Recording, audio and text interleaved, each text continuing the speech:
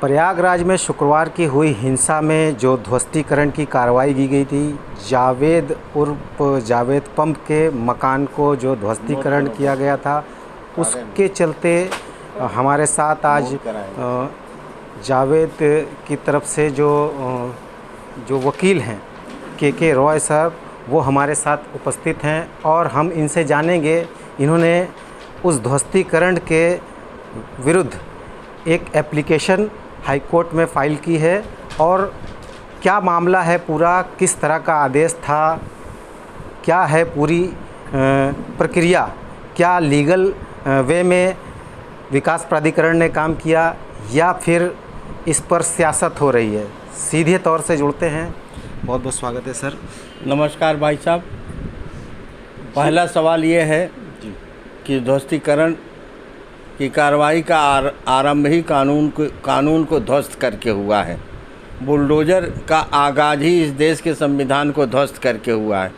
जिस मकान को उन्होंने बताया कि ये मकान जावेद मोहम्मद का है और वो मास्टरमाइंड है जो कल तक अफसरों के गले में माला बन के रहते थे, उस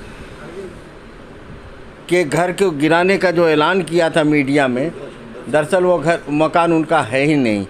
वो मकान उनकी पत्नी का है जो उनके पिता ने उन्हें दान दिया था और उसकी वो अनडिस्प्यूटेड ओनरशिप है उनकी, और उसमें जावेद मोहम्मद या किसी का कोई हिस्सा नहीं जब तक उनका जीवन काल उनकी पत्नी का है। तो अब जिस मकान को आपने दो बुलडोज़र और सैकड़ों सिपाहियों और आला अफसरों के मौजूदगी में ज़मींदोज करके उसको मलबे में तब्दील कर दिया, वो मकान जावेद मोहम्मद का है ही नहीं। आपने एक धार्मिक नेचर की, अपने बच्चों को प्यार करने वाली गृहिणी को देखते देखते आपने यतीम बना दिया। उनके 4 बच्चों के साथ वो सड़क पे खड़ी हो गई, आसमान के नीचे उसको आपने उसका आशियाना दे दिया। मेरा आपसे सवाल है सर, जो ये पूरा प्रकरण है, क्योंकि मामला मुस्लिम लॉ से भी होता है, मुस्लिम लॉ प्रॉपर्टी के अलग नियम हैं, उसके तहत ये जो प्रॉपर्टी हस्तांतरण हुई उनकी वाइफ के पास, वो किस तरह से हुई?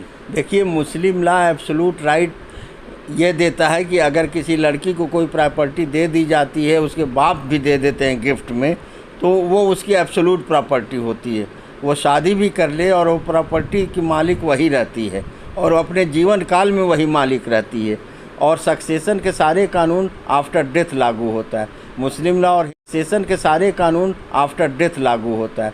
मुस्लिम लॉ और हिंदू लॉ में वही है कि जिसके नाम प्रॉपर्टी है वही उसका ओनर है, और हमारे पिता का प्रॉपर्टी पर हमारा जब तक हक नहीं बनेगा जब तक हमारे पिता जीवित हैं। ध्वस्तीकरण में जो आपने आपत्ति की है उसमें किन किन बिंदुओं पर ये बातें हम लोगों ने पीडीए के भी संज्ञान में लाई और इसी बात को लेकर हाई कोर्ट में हमने पिटीशन दायर किया था कि किसी तरह से अगर हाई कोर्ट शनिवार को हमारी पिटीशन समय से सुन लेती तो फिर वो शायद उनका घर बच जाता।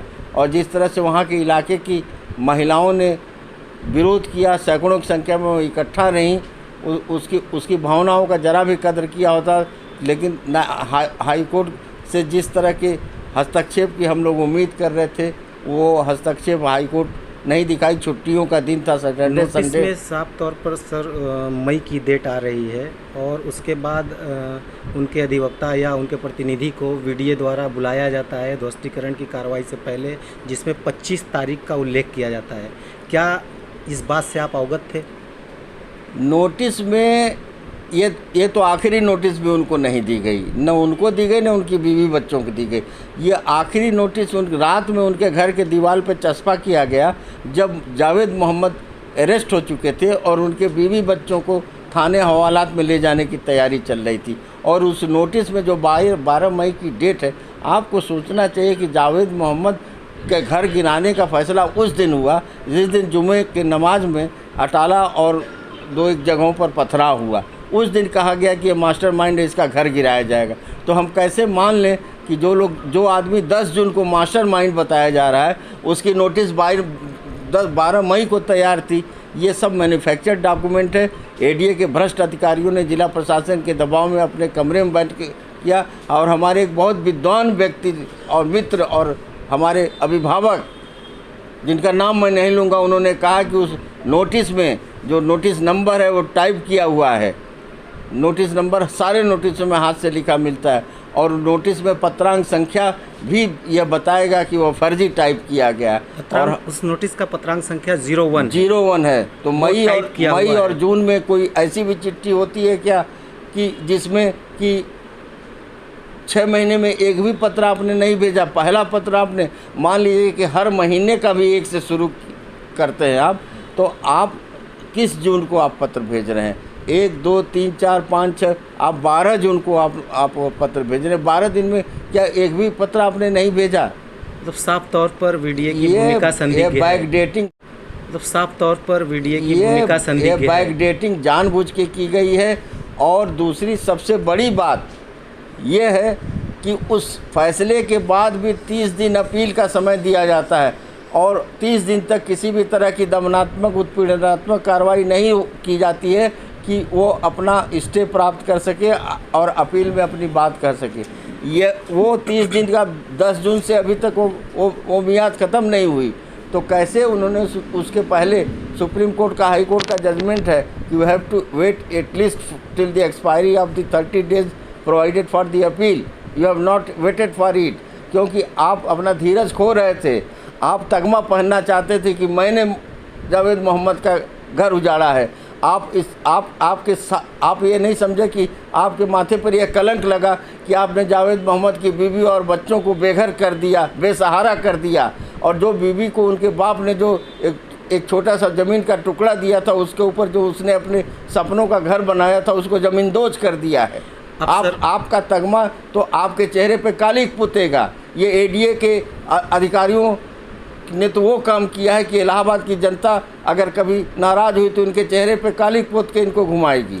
सर, अब ध्वस्तीकरण हो चुका है, अब इस पर आप क्या कर रहे हैं और कोर्ट ने क्या कहा? मैं हाई कोर्ट जा रहा हूँ, और मैंने हाई कोर्ट से मांग किया है कि उस बेघर बेसहारा परिवार को सरकारी आवास दिया जाए, और इस बीच में एडीए के लोग उनके मकान को रिकॉन्स्ट्रक्ट करें, उसका नक्शा पास करें, उनको मुआवजा दें। उनके साथ जो बेहुरमती हुई है, उनको आधी रात को एक औरत को आपने थाने में बुला लिया, हिंदुस्तान के कानून को बिल्कुल ताक पे रख के, और पुरुष सिपाही उनके कमरों में आते जाते रहे, जो सीसी कैमरे में देखा जा सकता है। और संसदीय भाषा का उस माँ के खिलाफ जो अपने बेटी के साथ वहाँ पे बंदा सार्वजनिक रूप से प्रयोग किया गया।